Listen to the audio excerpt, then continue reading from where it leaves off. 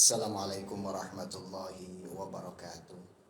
Alhamdulillahi rabbil alamin. Allahumma salli ala Sayyidina Muhammad wa ala ali Sayyidina Muhammad. Rabbi israh li sadri wa yassir li amri wa ahlul uqdatan min lisani yafqahu qawli. Rabbi israh li sadri wa yassir li amri wa ahlul uqdatan min lisani yafqahu qawli. Amma ba'du.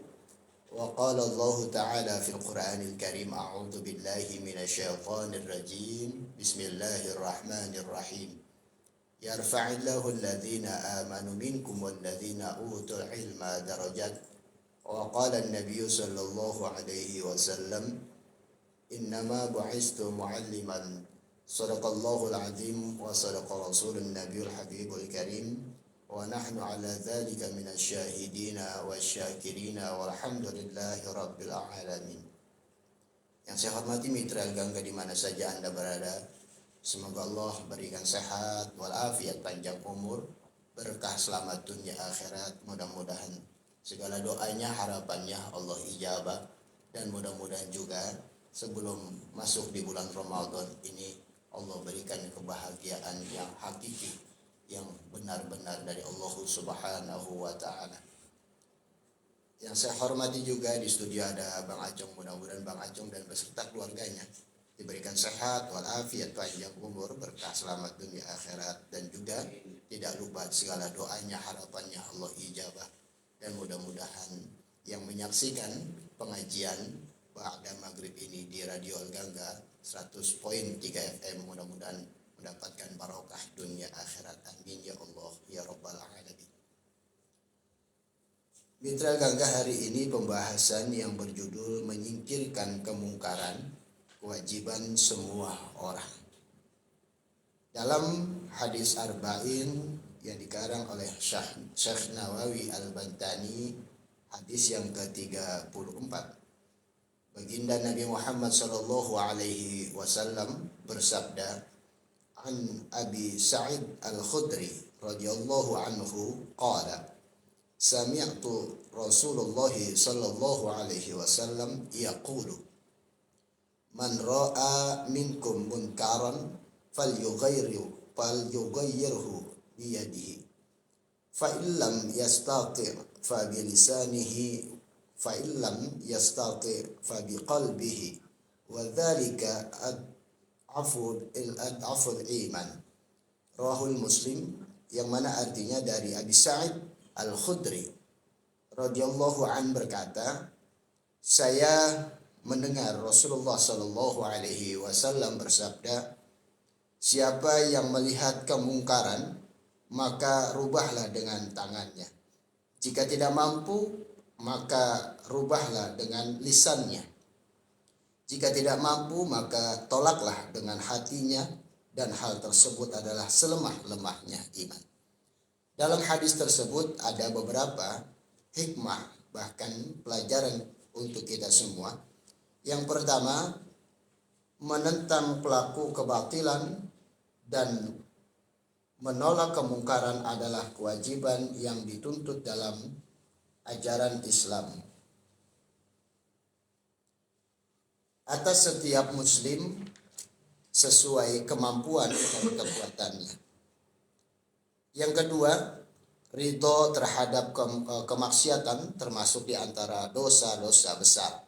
Yang ketiga, sabar menanggung kesulitan dan amar ma'ruf nahi munkar. Yang keempat, amal merupakan buah dari iman, maka menyingkirkan kemungkaran juga merupakan buahnya keimanan.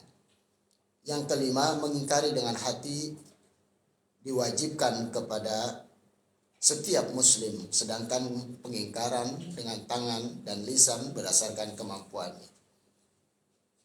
Kita diajarkan untuk menyingkirkan kemungkaran itu yang pertama adalah dengan tangan kita. Dengan tangan kita bukan berarti orang lain kita lukai, kita sakiti dan lain sebagainya, bukan.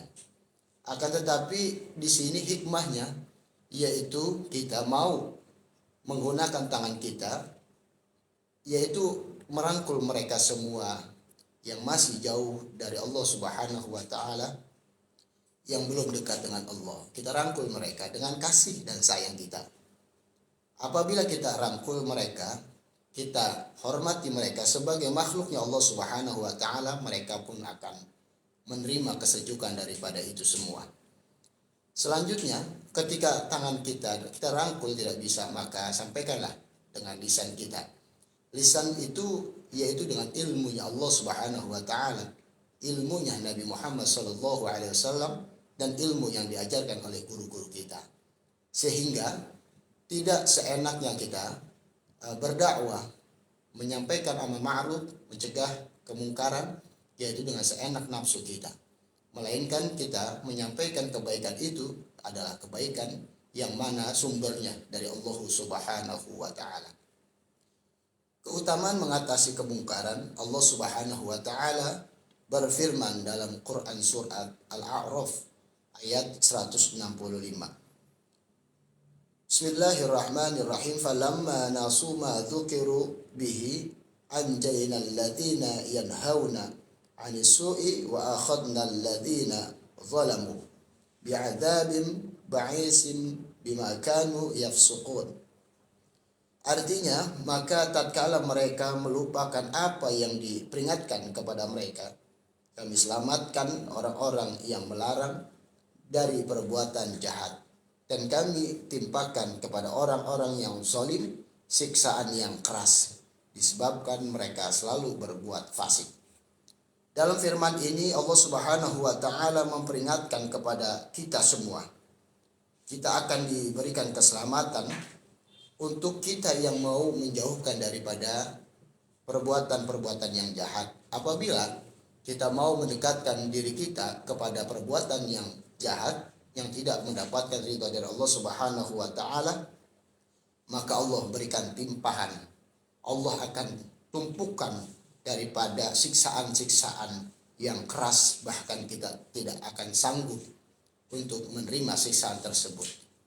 Yang mana kita semua menyadari bahwasanya walaupun seperti saya iman saya kurang dan lain sebagainya, kita sangat membutuhkan Allah Subhanahu wa taala. Teruslah dengan kapasitas, kualitas dan kebisaan kita dekatkan diri kita kepada Allah Subhanahu wa taala. Berikan senyuman yang baik untuk mengatasi kebaikan bahkan keburukan. Insya Allah dengan kebaikan yang santun dan baik, semuanya akan bisa kita laksanakan bersama-sama. Dan dakwah itu, menyampaikan kebaikan itu bukanlah hanya tugas perorangan, tapi tugas kita bersama-sama. Wallahu a'lam bishawab. Demikian. Ini ada beberapa pertanyaan. Yang pertama dari yang saya bacakan, Bismillahirrahmanirrahim. Assalamualaikum Ustadz. Tanya boleh, kenapa setiap sholat tinggalkan ngaji, boleh nggak Ustadz? Jadi habis sholat tinggalkan ngaji, boleh nggak gitu ya? Kalau habis sholat, sebaik-baiknya kita itu untuk melakukan, mengindahkan, memuji Allah Subhanahu wa ta'ala. Jangan sampai kita tidak mau memuji Allah Subhanahu wa ta'ala, apalagi membaca Al-Quran. Ini adalah wahyu, bahkan firman Allah Subhanahu wa ta'ala, itu adalah sangatlah baik. Apabila kita meninggalkan Quran, ya mudah-mudahan kita akan kembali untuk membaca Al-Quran. Itu saja jawaban saya. Sebaik-baiknya bacaan adalah firman-Nya Allah Subhanahu wa ta'ala. Sebaik-baiknya zikiran adalah La ilaha illallah Muhammad Rasulullah. Itu mungkin jawaban dari saya. Mudah-mudahan mendapatkan kebaikan dari Allah Subhanahu wa ta'ala.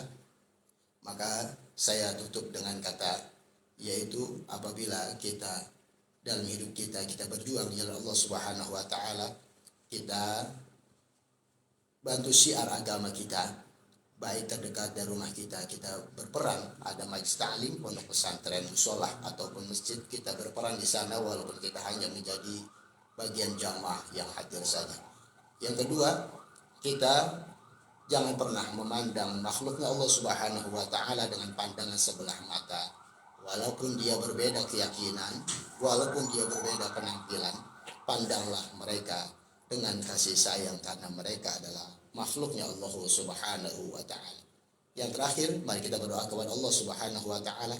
Mudah-mudahan segala doa-doa kita diijabah oleh Allah Subhanahu wa Ta'ala. Amin ya Allah ya Rabbal Alamin. Bismillahirrahmanirrahim. Alhamdulillahi Rabbil Alamin. Allahumma salli ala Sayyidina Muhammad wa ala ali Sayyidina Muhammad. Rabbana zalamna anfusana wa illam taghfir lana wa tarhamna lanakunanna minal khasirin. La ilaha illa anta subhanaka inni kuntu minadh dhalimin. La haula wa la quwwata illa billahil aliyyil azim. Allahumma arina al-haqqa haqqan warzuqna ittiba'ahu wa al-batila batila warzuqna ijtinabah. Rabbi ighfir lana wa liwalidayna warhamhuma kama rabbayana shighara. Rabbi zidna ilman warzuqna fahman. Rabbana hab lana min azwajina wa dhurriyyatina qurrata a'yun waj'alna lil muttaqina imama. Rabbana hab lana minas salihin. Rabbana hab lana minas salihin. Rabbana hab lana minas salihin. Allahumma barik lana fi Sha'ban wa ballighna Ramadan. Allahumma barik lana fi Sha'ban wa ballighna Ramadan. Allahumma barik lana fi Sha'ban wa ballighna Ramadan. Rabbana atina fid dunya hasanah wa fil akhirati hasanatan wa qina adzaban nar. Wa sallallahu ala sayyidina Muhammadin wa ala alihi wa sahbihi wa sallam. Walhamdulillahi rabbil alamin. Saya mohon maaf lahir dan batin. Mudah-mudahan dibukakan pintu maaf yang sebaik-baiknya. Saya Gus Edward Abu Bakar. Mudah-mudahan kita barokah dunia akhirat. Mudah-mudahan kita selamat dunia akhirat. Assalamualaikum warahmatullahi wabarakatuh.